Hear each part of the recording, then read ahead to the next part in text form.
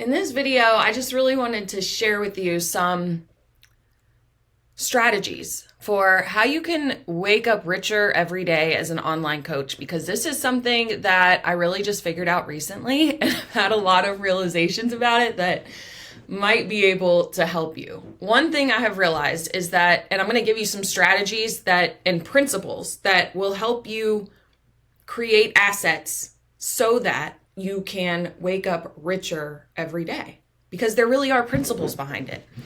So for years, I was trying to make it as an online coach. I'm talking about like years. And it was a very painful experience. What happened was I was so scared of putting my content out to the world because I thought people were going to judge me and say that, well, Amanda, you don't have all your shit figured out. So what makes you think you could coach anybody or help them? Or they would shame me about my past. And it really held me back. I started a podcast. This was a few years ago, and I really didn't tell anybody about it because I was afraid of what they might think.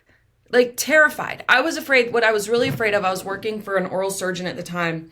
This was my first big girl job after getting my life together. And I thought what was going to happen is they were going to find out that I used to be addicted to drugs and that I would lose my job and lose everything and it would all fall apart again. And I was just so terrified of losing it all. It kept me from really opening up and creating things on the internet so that I would be able to connect with my ideal clients and really just find my voice, So whether you're just starting out as a coach or you're just trying to transition from coaching in person to going full-time online so that you can monetize your purpose, amplify your impact, and make bank, then this video is for you. I'm going to cover just some mindset shifts that you'll need to make if you want to do this, how to create assets that make money for you while you sleep, the power of leveraging your time and expertise and exactly how to do that, and some practical strategies that you can implement right now that are going to help you make more money as an online coach. So one of the first things I've realized is that when the attitude is right, the facts don't matter. What I mean by that is if you have a growth mindset and you're willing to put in the work to create value for other people, to give them your attention, to really help them get where they want to go, if you have that kind of attitude, then it doesn't matter what your current or present situation is, because that kind of attitude, that kind of energy, when you bring that into the world where you're willing to create value for other people, maybe at a lower price than what you would hope, it's going to work for you. It'll never not work for you, because if you help enough other people solve their problems, it will solve all of your problems. I butchered that quote. That's a Zig Ziglar thing. And my coach says it all the time. So I love it. And one thing you got to realize is, okay, so all the money that you could ever want is currently right now in someone else's pocket. And I believe God, Spirit, Source has already ordained that money is for you, but they're not going to just give it to you. It's going to be in exchange for something, right? This is also from Think and Grow Rich. He's like, the money I make is in direct proportion to the quality and the quantity of the value that I provide for others. It's just a principle. It always, always works. I don't know why. I didn't create it. It's just how it is. So you definitely don't need money to make money, but you do need a skill to make money, and you have to be willing to humble yourself enough to get the skill, to learn the skill, so that you can create more value for others by first investing your time and energy to get better at this thing that's going to be valuable for, the collective. Because when you do that, then you're going to get paid. When you build your skills, you're going to be able to bring more to the table and command better rates from others, because it's going to be that much more powerful for them. Does that make sense? And today, in the age we live in, it's crazy. You can always make up and leverage what you lack in ability. There are so many ways to maximize your input and get the greatest return on investment on what you put in because of the technology and the tools and the systems and the softwares that we have available to us right here, right now. We're living in an age that has never existed before. Back in the day, it would have been virtual. There's no way that you would be able to get like people complain that I'm like, oh, I only got 100 views, I only got 200 views. Like, do you know how long it would take to go out in person and knock on 100 or 200 doors of your ideal clients? Because when you make content, the people, it's going to naturally attract some people and detract others, which is what you want. So if 1 or 200 people have self-selected to listen to your entire video, it means that you have something that they want to hear, that they're interested in. So it's not just like you knocking on someone's door and they're like, oh yeah, go fuck yourself. Like, they wouldn't be watching it if they weren't interested in it. Don't get so caught up in the views and the followers, and like none of that matters. It actually doesn't matter at all. And your focus on the views and the followers is actually going to hold you back from creating the leverage and the assets that you need to in order to be of value for other people. The other thing is that income follows assets. And assets are something that you create that can make money for you while you sleep. Okay? People think that money comes from money and time. No, money comes from assets. What's an asset? Well, I heard this from Myron Golden. I really liked it. It's MS plus SS equals TS. So what does that mean? It means mindset plus skill set plus tool set equals assets. And assets are something that you can create every single day that make money while you sleep. Why do you think I'm making this YouTube video? What this does for me is that I'm putting a signal out into the universe that helps people get to know me, spend time with me, see if they're picking up what I'm putting down. And I make this video once that lives on the internet forever, so that 2, 3, 4, 10 years from now, someone could find this video and be like, oh, this is Amanda chick. I think she's cool. Yeah, I might want to listen to more of her stuff. I might want to join her school, right? And so if you don't have the amount of money that you want right now, you don't have a money problem, you have an asset problem. You're not creating enough value for other people, and you could be a total freaking rock star, but if you're not in the game, nobody's going to know about you. And I had been so I started out on TikTok because I didn't know that many people on there, so it was easier for me to be myself. And I was hoping for the longest time. I was like, if I just make enough TikToks and people see that I'm cool, then they're going to want to work with me and hire me as a coach. I call this the osmosis method. People just want to give me their money because they would see how awesome I am. So that actually never happened. It was an exercise in frustration. I kept making TikToks. But for whatever reason, earlier this year, and I knew that I needed to be creating more like longer form content, but I didn't really know how to do that. So I started doing TikTok lives because one of my friends was doing them and he was having some good luck. And so I thought it was a good idea. But the problem was I'd be working all day and I was so exhausted when I came home, I didn't feel like doing a live. So I decided to kind of take a chance on this and start going live before work. And what happened was amazing. At the beginning, all of my clients ended up coming from a TikTok live because I was willing to do what other people weren't. Like, your success is going to be in direct proportion to the amount of rejection you're willing to face and the amount of discomfort that you're willing to put yourself through in order to gain the skill that you need to have to be of value to other people at the scale that you desire.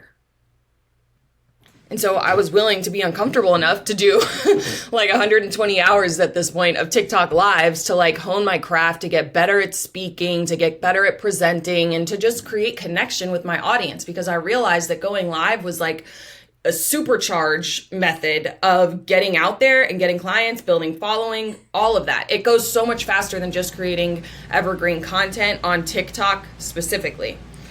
So I recently have made the switch going from TikTok to YouTube because what I realized was while the TikTok lives were good at building recognition and building that know, like, and trust factor with my audience, it wasn't something that lived on the platform afterwards. Once the live was done, it was done, which is part of what makes it special. But at the same time, I want to be able to create something one time that will continue to send a signal out to my ideal clients long into the future. But when it came to making YouTube videos, I was like, I don't know how to do that. Like, I guess I've done enough video, but I didn't know how to actually make a YouTube video. And so I was really scared and I put it off for a really long time. But because I had invested in coaching and I had 2 different coaches right now, they really helped me see the other side. And what I realized was if I wanted to attract more clients like me, then I needed to go where they were, which would be YouTube and Instagram, because I actually don't consume any content on TikTok. I know it's crazy. Like, that was my predominant platform, but I'm never on there watching content except for those, rare occasions where I get, start doom scrolling and I'm just like, oh my God, what happened? So like, I don't like to do that. So I got over this imposter syndrome, this fear, this doubt, this insecurity to start creating YouTube videos, because I realized that it really wasn't about me. It was about me being willing to be uncomfortable and like scared enough and then do it anyways. That was going to create that was what's going to create the leverage for me on the back end. Because if I'm spending an hour and a half on a TikTok live and then it's done afterwards, it's not still working for me. And when I just started out, I was so afraid of going on platforms like YouTube, Instagram, where I knew people, because I was afraid of what the people who didn't like it would say to me.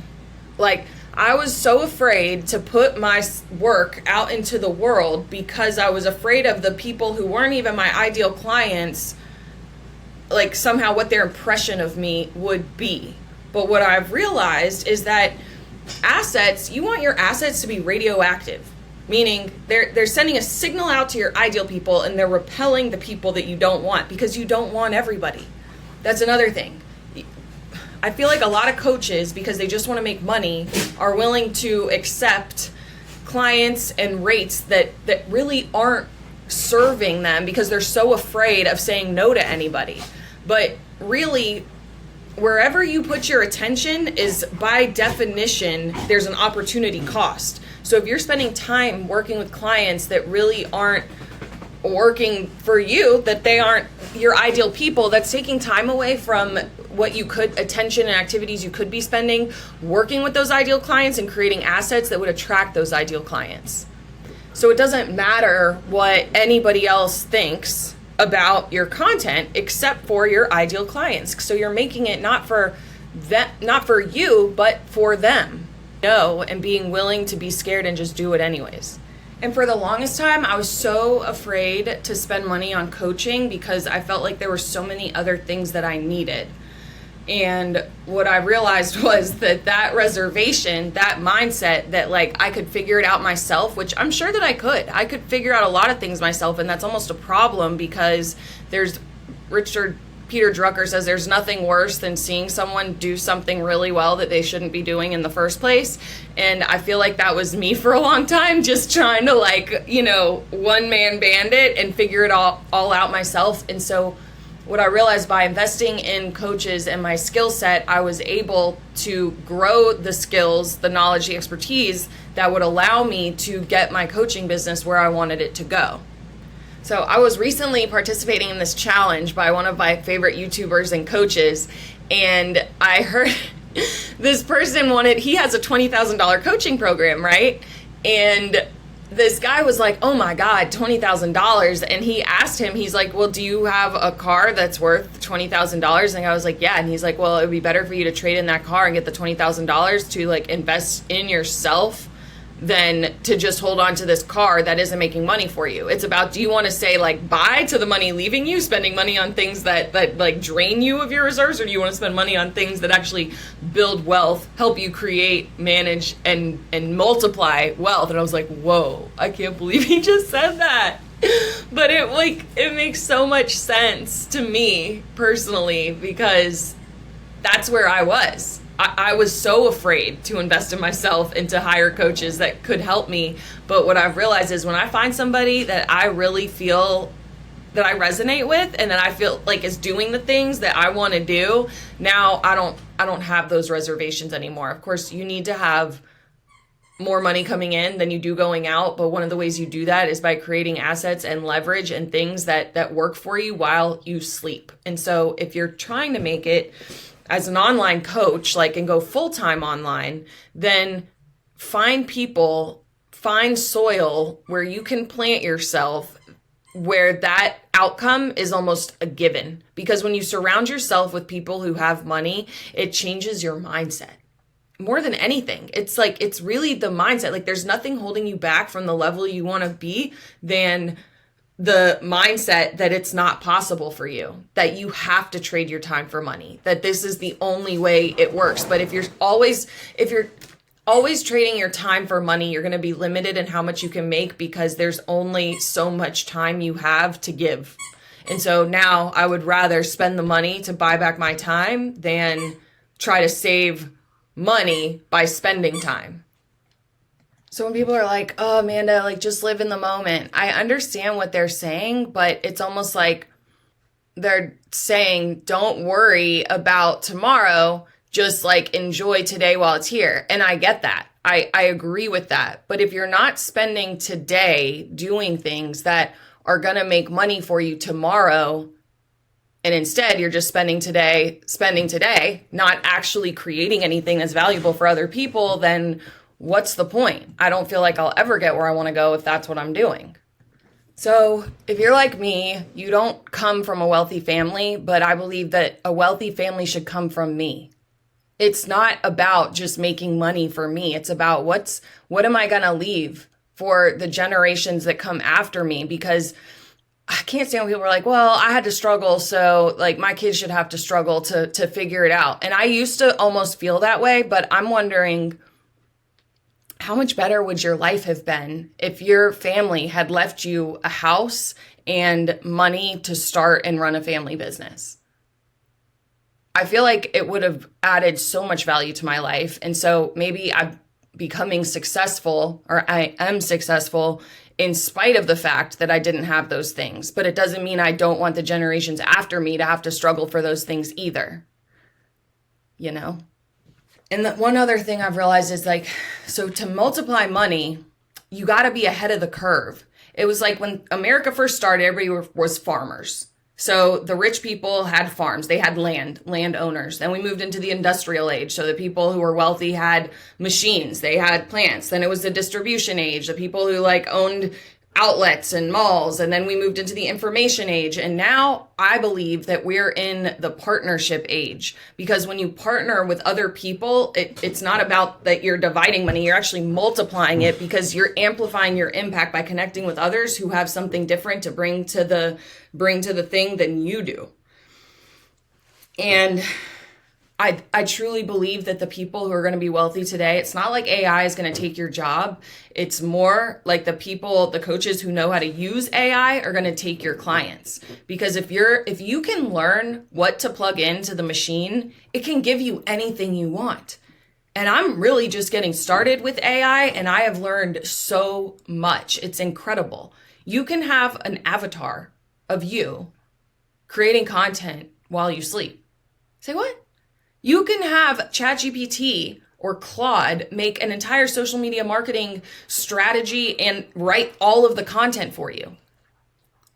So the people who are going to be wealthy, the coaches that are going to be wealthy tomorrow, are the ones who are taking advantage of the opportunities and the technology today. And it's not about, I don't know, some people I just feel like they don't know what's going on, you know?